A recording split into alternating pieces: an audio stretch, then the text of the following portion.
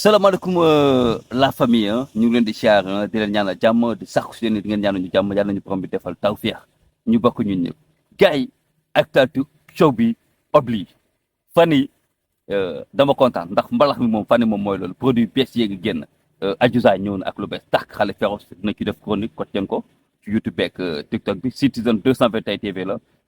Digi ñëw ci lu bees tàkk fàttewuñu Baye Mass aussi génn na EP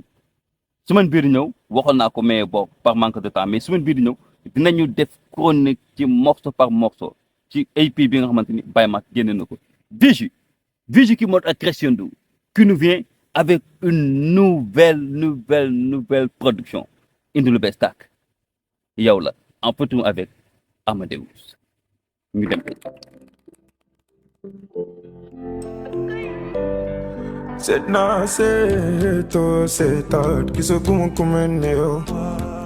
sa jëmm jéema yee man gisuma keneen pourtant man gis naa façon bu ne pourtant man gis naa jigéen yow laa doon ñaan yàlla ñaan yi mujjee antu mi ngi noonu sama gars yi Digi mu nekk artiste boo xamante ni mu yéegee sax dafa extraordinaire un artiste vraiment populaire am tour te yàggul ci aar bi am code te yàggul ci aar bi comme ni ko gars yi di waxee de cette nouvelle génération bi nga xamante ni ñu ngi leen di gis ci li nga xamante ni mooy la scène musicale sénégalaise Digi bokk na ci ñi gën a populaire gannaaw one time dans tes bras bi nga xamante ni daanaka di ko gën a lancé di ko gën a fësal ci li nga xamante ni mooy le monde musical sénégalais son boobu ci la bokk Digi qui nous vient ak featuring bi extraordinaire ànd ak Amadeus mu nekk ñaari artistes yoo xamante ni c'est des artistes vraiment extraordinaires man Amadeus bi ma ko découvrir yàggul bi ma ko découvrir commencé di déglu ay son di def ay investigation ci moom mais même ku ko mës a xamul en l'entendant chanter ci son bi nga xamante featuring bi nga xamante ni def na ko ak Digi da ngay xam ni talent bi ngi fii macha allah buñ ko gën a pousse rek bu ci gën a def lam ci war a def rek il ira très loin parce que ñun si ñoom la ñu yaakaar cette nouvelle génération pour ñu propulser li nga xamante ni mooy la musique sénégalaise mu gën a dem ci niveau bi gën a xaay gannaaw bi fi grand yi xamee ni samp nañ li nga xamante ni mooy racine Digi un artiste talentueux mooy li may wax ñëwaat na ak yow la man damay jàpp ni confirmation la rek confirmation la ci li nga xamante ni Digi mu ngi ñu koy won confirmation la ci li nga xamante ni mu ngi koy def ci art bi parce que dans tes bras bi mu génnee mooy li mu leen wax sànq nekk na bokk na ci son yi nga xamante ni wala bokk man boog dans tes bras moo tax ma xam Digi te xam naa ne bëri naa ci ay mborom ndax dans tes bras c'était extraordinaire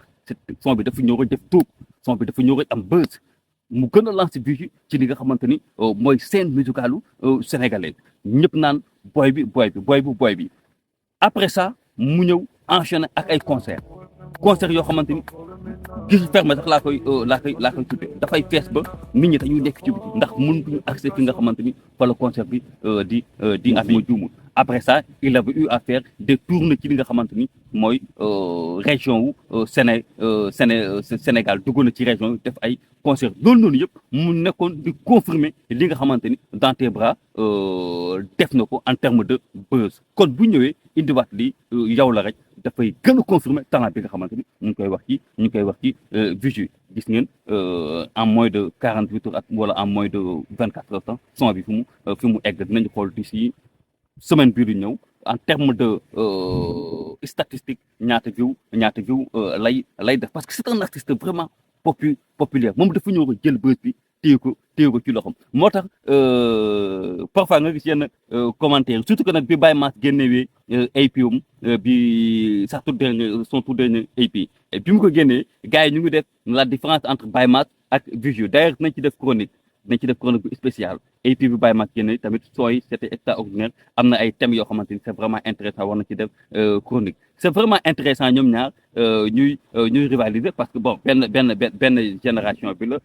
style de musique yi même bu xawee différence sax boo amee différence sax bëriwul quoi en tout cas Digi mi ngi cartonné Digi mi ngi cheminé en attendant ñuy xool concert bi nga xamante ni wax na ko tëgg en la date du 5 xaw ma le 7 août parce que moom ak Baye Mass benn date bi la mi ngi noonu indil nañu li nga xamante ni mooy avant-goût de son concert bi nga xamante ni programmé na ko yow la rek mu nekk histoire d'amour boo xamante ni Vigy daanaka mi ngi ciy rendre hommage ki nga xamante ni moom lay bëgganteel ci biir club bi comme pour dire que ni rek nit ki moom bu ngeen xase ba nekk ba say dox seen diggante rek daanaka bu la neexee nga ne ko yow la rek ndax yow la rek confirmation la ci diggante ñaar ñi nga xamante ni ñoom ñoo nekk ba say dox seen diggante kon boo ko ne yow la rek ça veut dire que yow la rek parce que sëy fu mu am moom saa daanaka confirmation amatu fa yow la kon Vigy aussi yow la ndax boobu léegi aussi yaa ngi chômé te à chaque fois que nga def sorti tu ne déçois pas ñu lay naan nga continuer ci lance bi